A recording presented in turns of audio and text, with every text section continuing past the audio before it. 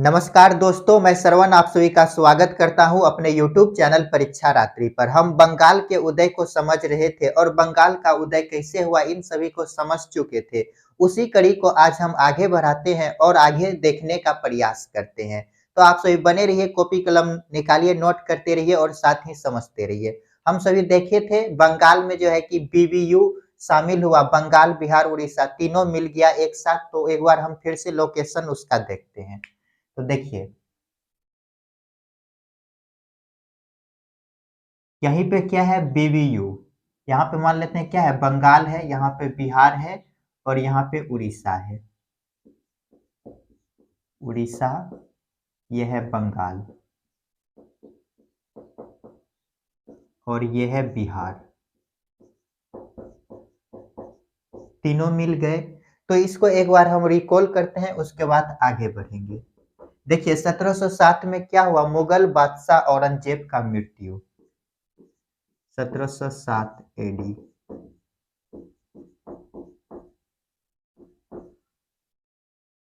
औरंगजेब का मृत्यु।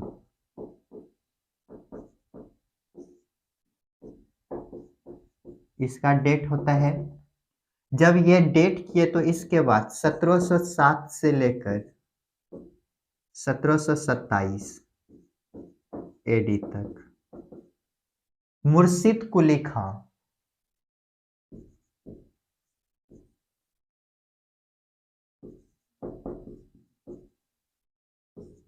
मुर्शिद कुली खां क्या किया, 1707 में जब इसका डेट हुआ तो स्वतंत्र बंगाल की स्थापना किए। स्वतंत्र बंगाल की स्थापना।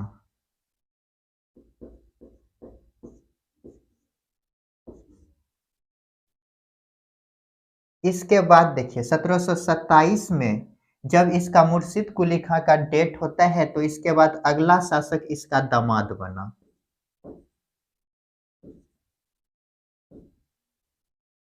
शुजाउद्दीन।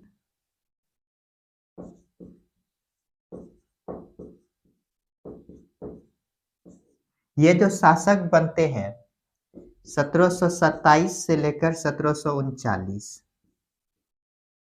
AD। शुजाउद्दीन के बाद अगला शासक बना सरफराज। ये एक वर्ष के लिए बनते हैं 1739 से लेकर 40 AD। सरफराज, ये जो सरफराज है इसी के समय 1740 में क्या हुआ, गिरिया का युद्ध हुआ। 1740 AD, गिरिया का युद्ध। किसके बीच लड़ा गया, तो सरफराज और अलवर्दी खां के बीच। सरफराज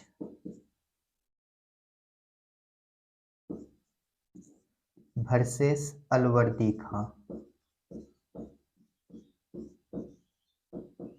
इसमें ये अलवर्दी खां जीत गए और ये हार गए। जब ये हार गए तो अगला शासक कौन बनेगा, अलवर्दी खां। इसी अलवर्दी खां को आज हम पूरे वीडियो में देखेंगे। इनको जल्दी से नोट कीजिए, इसको मिटाते हैं, आगे देखते हैं। तो चलिए इसको मिटाते हैं, अब हम आगे देखते हैं।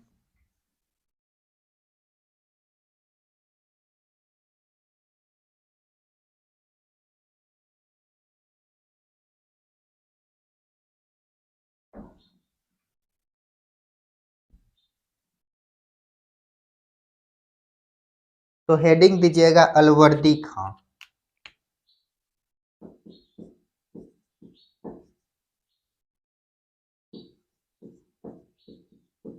अलवर्दी खां, इसका शासन काल यदि देखें तो 1740 से 1756 AD।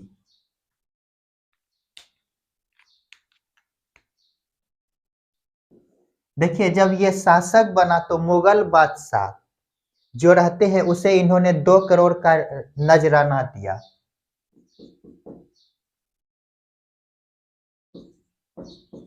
इन्होंने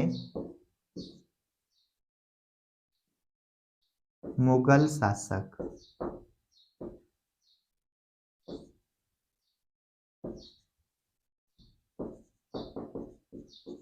बहादुर शाह रंगीला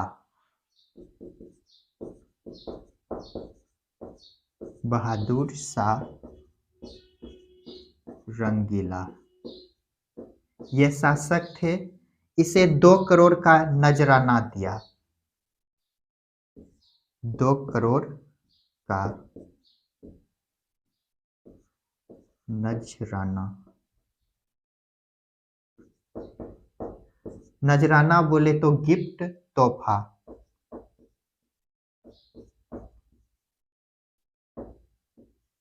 गिफ्ट दिया। जब इन्होंने गिफ्ट दिया तो 2 करोड़ का, इसे जो है कि बंगाल का शासक घोषित कर दिया।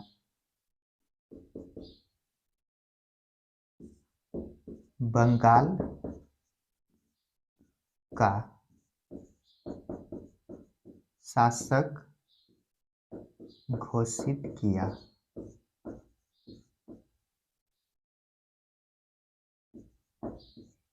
और इसे एक उपाधि दिया। देखिए उपाधि कौन सा देता है।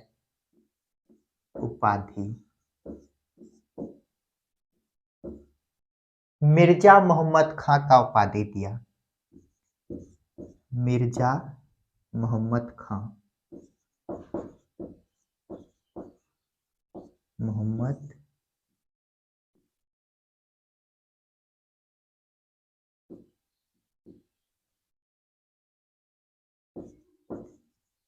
खां।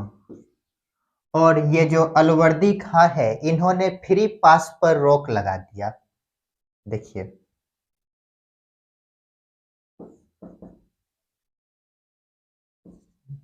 10 तक फ्री पास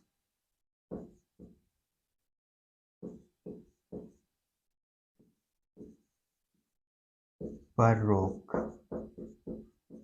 देखिए होता क्या था, बंगाल में जो है कि ब्रिटिश फ्रांसीसी जो भी थे, ये सभी बिना टैक्स दिए आ जाते थे व्यापार करने के लिए। इसी कारण जो है कि ये जो अलवर्दी खां है, फ्री पास पर रोक लगा दिया। अर्थात जो भी बंगाल आएगा व्यापार करने, उसे पहले टैक्स देना पड़ेगा। टैक्स दो तब व्यापार करना। फ्री पास पर रोक लगाया। तो देखिए इसके बाद क्या होता है, जब ये अलवर्दी खां शासक बने 1740 में, तो 1740 से लेकर 1751 तक लगभग 11 वर्षों तक मराठों ने इसे परेशान किया। प्रत्येक वर्ष इस पर हमला अटैक करते रहा। तो देखिए 1740 से 1751 एडी तक मराठों ने प्रत्येक वर्ष इस पर हमला करते रहा।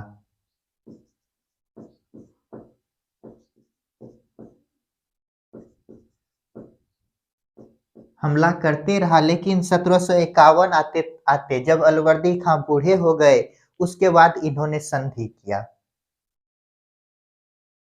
क्या लिखे, 1740 से 51 तक मराठों ने प्रत्येक वर्ष इस पर हमला करते रहा। ये कितना ईयर टाइम है, 11 वर्ष। 11 वर्ष तक। 1751 में देखिए संधि जो होता है, 1751 में संधि हुआ। ये संधि कौन किए, रघुजी भोसले के द्वारा किया जाता है। तो इसके बारे में आगे देखेंगे, पहले यहां तक समझते हैं, ठीक ना। तो देखिए अलवर्दी खां 1740 से 56 तक इसका टाइम पीरियड रहा। इन्होंने मुगल शासक, जब ये शासक बने सरफराज की हत्या करके, तो इन्होंने मुगल शासक बहादुर शाह रंगीला को क्या किया, तोहफा नजराना दिया। कितना, 2 करोड़ का देता है, इसके बाद जो है कि ये फूटी कोड़ी भी कभी मुगल शासक को नहीं दिया, ये भी याद रखिएगा। जब इसे 2 करोड़ का नजराना दिया तो इन्होंने, ये जो मुगल बादशाह है बहादुर शाह रंगीला, इन्होंने मुगल बंगाल का इसे शासक घोषित किया, अर्थात बंगाल का नवाब इसे बना दिया। और उपाधि क्या दिए? मिर्जा मोहम्मद खां का उपाधि दिया। किसने दिया? बहादुर शाह रंगीला। और यहाँ पे देखिए अलवर्दी खां क्या करते हैं, दस्तक फ्री पास जो होता था इस पर रोक लगाए। इसके तहत ये जो मुगल बादशाह थे, इन्होंने जो है कि फ्री पास शुरू किया था, अर्थात बिना टैक्स दिए बंगाल में आकर व्यापार कर सकते थे।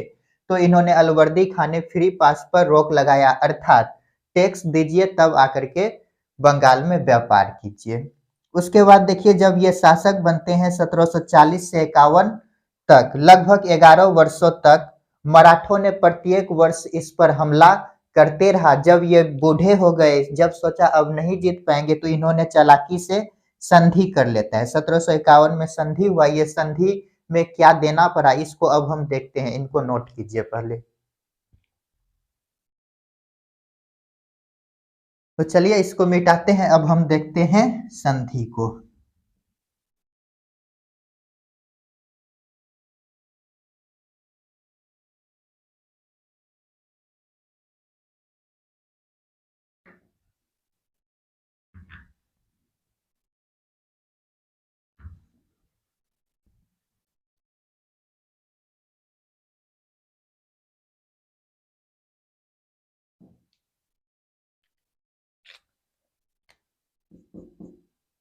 सत्रह सौ इक्यावन का संधि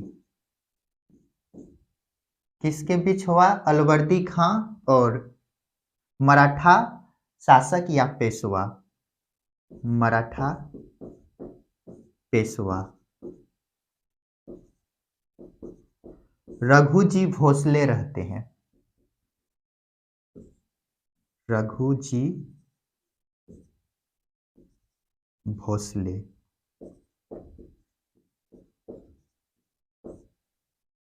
वर्सेस कौन है? बंगाल के शासक अलवर्दी खां।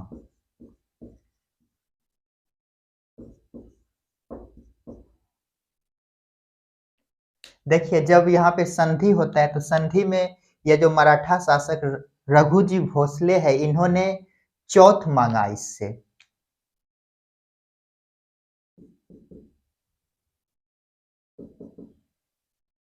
चौथ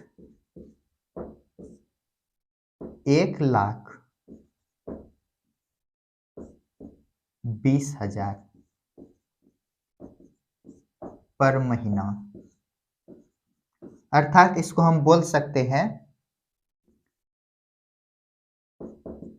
12 लाख रुपए सालाना। 12 लाख रुपए चौथ सालाना। और उसी के बाद इन्होंने उड़ीसा को लिया। उड़ीसा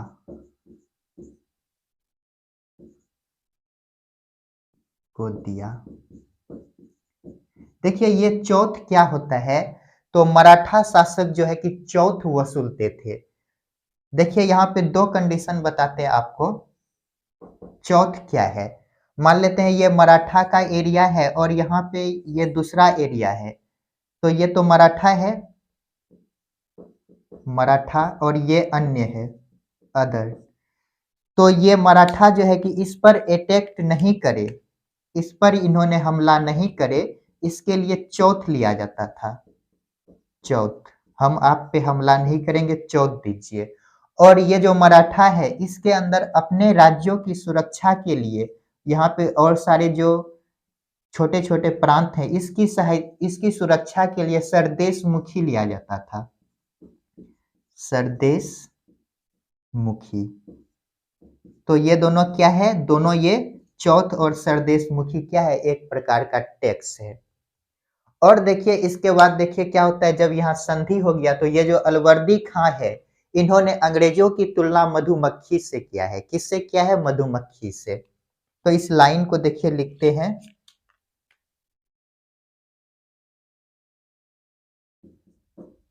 ये कौन करते हैं? अलवर्दी खां।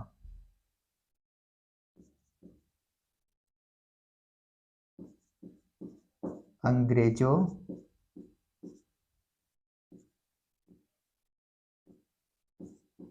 की तुलना मधुमक्खी से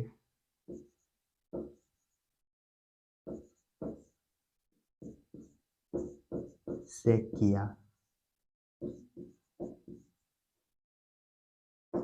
ये कहते हैं ये अंग्रेज जो है मधुमक्खी के समान है। मधुमक्खी को जितना प्यार से रखिएगा उतना शहद देगा, यदि उसे उकसाइएगा तो काट काट के मार डालेगा। देखिए कितना अच्छा इन्होंने कथन कहा। अंग्रेज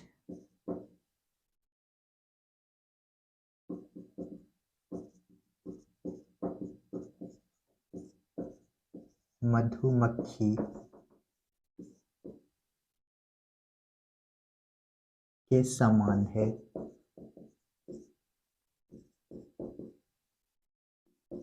प्यार करने पर शहद देगा, उकसाने पर काट काट के मार डालेगा। उकसाने पर काट काट कर मार डालेगा।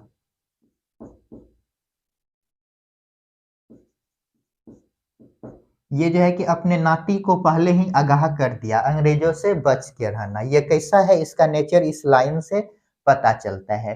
और इसी के बाद ये जो अलवर्दी खां है, अंग्रेजों को कभी भी बंगाल में सेना रखने की अनुमति नहीं दिए और किला बनाने की अनुमति भी नहीं देता है। उस लाइन को लिख दे क्या? चलिए अगले स्लाइड में लिखेंगे, यहाँ तक देखते हैं पहले। देखिए अलवर्दी खां 1740 से 56, 1751 में क्या हुआ? मराठा शासक पेशवा से संधि होता है। पेशवा शासक, पेशवा कौन रहते हैं? रघुजी भोसले, और बंगाल का शासक अलवर्दी खां। जब संधि हुआ तो इन्होंने चौथ मांगा। रघुजी भोसले जो है कि चौथ मांगा, 1,20,000 पर मंथ या 12 लाख रुपए चौथ सालाना। ये चौथ क्या होता है? तो हम आपके एरिया पे हमला नहीं करेंगे, आप हमें चौथ दीजिए, और अपने क्षेत्र की रक्षा के लिए सरदेशमुखी टैक्स वसूलते थे। और उड़ीसा को भी देना पड़ा इससे। ये जो अलवर्दी खां है इन्होंने उड़ीसा और चौथ दिया। उसके बाद देखिए क्या होता है। ये जो अलवर्दी खां है इन्होंने अंग्रेजों की तुलना मधुमक्खी से किया है, और ये कहते हैं अंग्रेज मधुमक्खी के समान है, इसे प्यार से रखने पर यह शहद देगा, और यदि इसे उकसाते हैं तो ये काट काट के मार डालेगा। तो इससे जो है कि अंग्रेजों का नेचर का पता चलता है, अंग्रेज कैसे थे। तो इसको नोट कीजिए, अब देखते हैं आगे। तो चलिए इसको मिटाते हैं, अब आगे देखते हैं।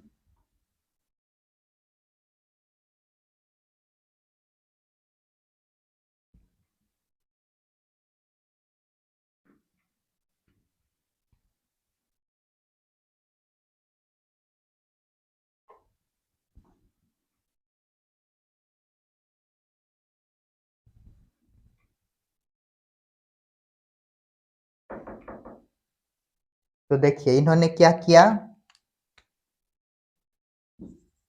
कभी भी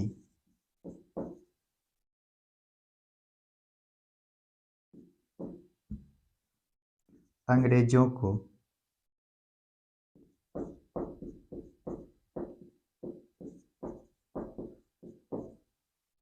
सेना रखने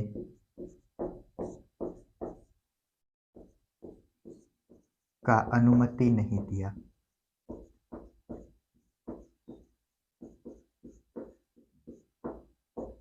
उसके बाद किले बनाने की अनुमति नहीं दिए। किले बनाने की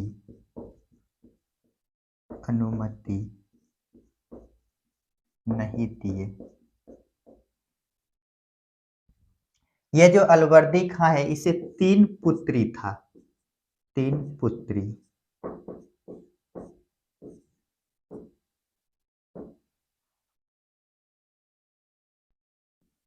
ढाका के घसीटी बेगम, घसीटी बेगम।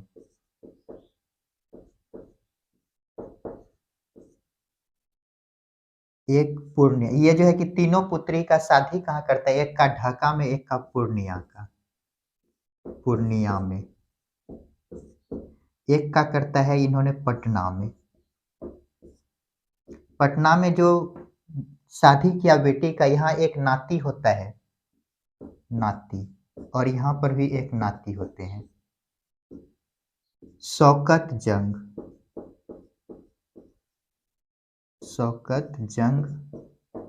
और सिराजुद्दौला।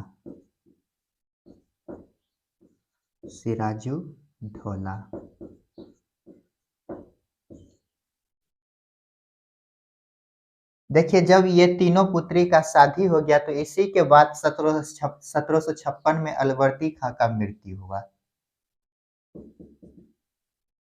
1756 एडी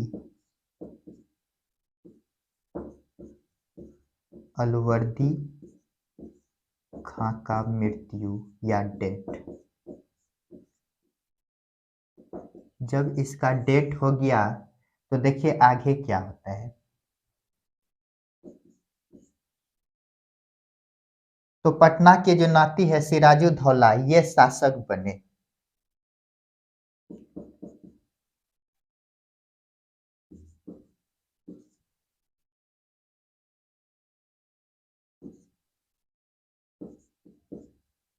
सिराजुद्दौला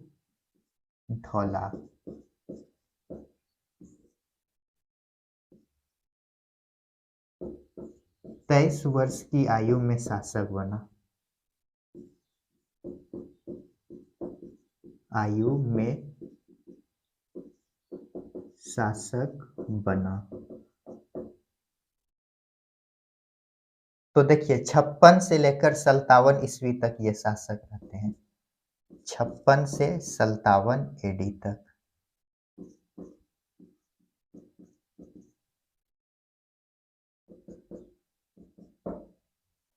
तो देखिए यहाँ पे 23 वर्ष के आयु में जब ये शासक बनता है तो ये तीनों ढाका और पूर्णिया पटना की जो इसके पुत्री है, इसके जो पुत्र सब हैं, ये सभी जो है कि यहाँ पे जंग शुरू कर दिया कि हम शासक बनेंगे।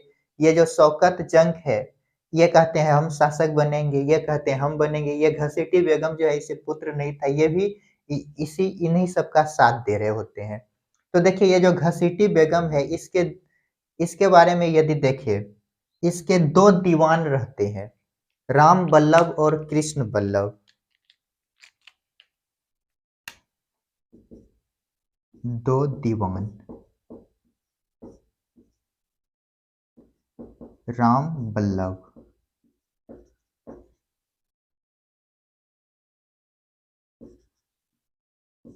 और कृष्ण बल्लभ।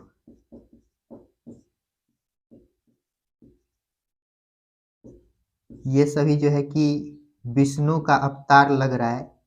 राम बल्लभ और कृष्ण बल्लभ इसके जो दीवान है, ये क्या करते हैं, ये जो घसीटी बेगम है इसका खजाना लेकर के ही भाग गया।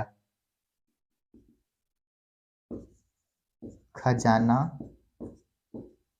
लेकर भागा। जब इसके खजाना लेकर के भाग गए तो ये जो है कि सिराजुद्दौला का ही साथ देने लगा। उसके बाद देखिए ये जो पूर्णिया है, शौकत जंग, इन्होंने दोनों के बीच मनिहारी का युद्ध हुआ। कौन सा युद्ध हुआ? मनिहारी का युद्ध। उसको नेक्स्ट स्लाइड में देखते हैं। तो देखिए क्या देखे, यहाँ तक अलवर्दी खां कभी भी अंग्रेजों को सेना रखने की अनुमति नहीं दिया और किले बनाने के लिए अनुमति नहीं दिया अंग्रेजों को। उसके बाद देखिए ये जो अलवर्दी खां है, इसके कितने पुत्री है? 3 पुत्री है। तीनों का शादी कहाँ करता है? ढाका, पूर्णिया और पटना। ढाका में जो करते हैं घसीटी बेगम, यहाँ जो है कि उसके बाद पूर्णिया में जो करते हैं इससे एक नाती होता है शौकत जंग, और जो पटना में करते हैं इससे भी एक नाती होता है सिराजुद्दौला। सिराजुद्दौला योग्य होते हैं और ये शासक बना 23 वर्ष की आयु में। जैसे ही अलवर्दी खां का मृत्यु हुआ 1756 से 57, लगभग 1 वर्ष का ही इसका शासन काल रहा। जब ये शासक बने 23 वर्ष की आयु में, तो ये तीनों जो है कि जंग शुरू कर दिया। ये तीनों क्या किए, जंग शुरू कर दिया। जब जंग शुरू किया तो इसमें ये जो घसीटी बेगम है इसके दीवान राम बल्लभ और कृष्ण बल्लभ इसका खजाना लेकर के भाग गया। ये शांत हो गए तो बच गया पूर्णिया और पटना। तो ये जो शौकत जंग है इसके द्वारा इन इन पर अटैक किया गया, जो कि मनिहारी का युद्ध है। उसको नेक्स्ट नेक्स्ट स्लाइड में देखते हैं, इनको नोट कीजिए। तो चलिए इसको मिटाते हैं, अब देखते हैं हम।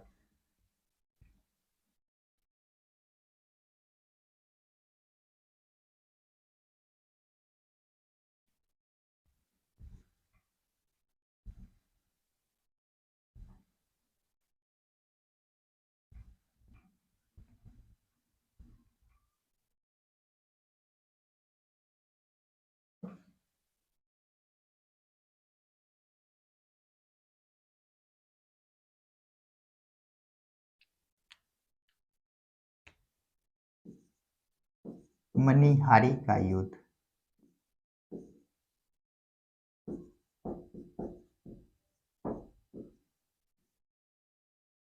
1756 AD। शौकत जंग और सिराजुद्दौला।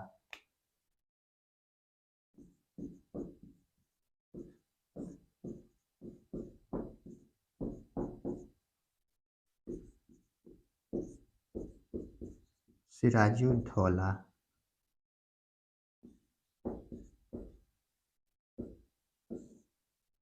जब ये मनिहारी का युद्ध होता है तो इसमें जो है कि ये जो शौकत जंग है ये हार गया और ये जीत गया, तो ये क्या बने, शासक। शासक बना। जब ये शासक बने तो इसी बीच जो है कि हम देख चुके हैं ब्रिटेन में सप्तवर्षीय युद्ध शुरू होता है 1756 से 63 तक ब्रिटेन में।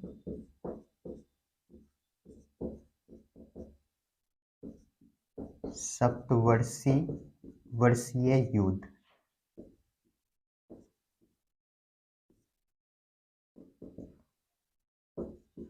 अंग्रेज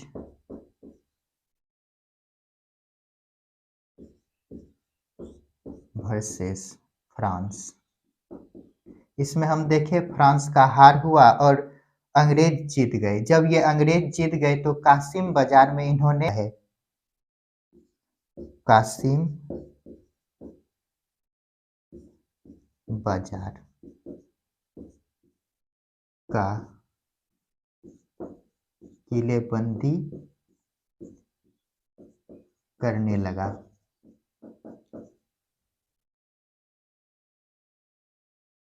और ये जो सिराजुद्दौला है जब ये देखा कि कासिम बाजार की किलेबंदी कर रहे हैं तो ये सिराजुद्दौला जो है कि इस पर हमला करके अपने कंट्रोल में ले लिया।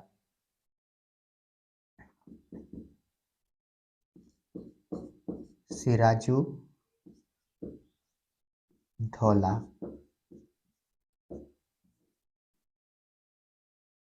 हमला करके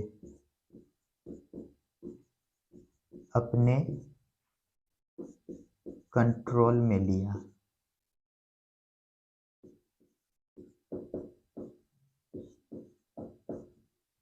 इसके आगे हम कल के वीडियो में देखेंगे। यहाँ तक एक बार हम रिकॉल करते हैं।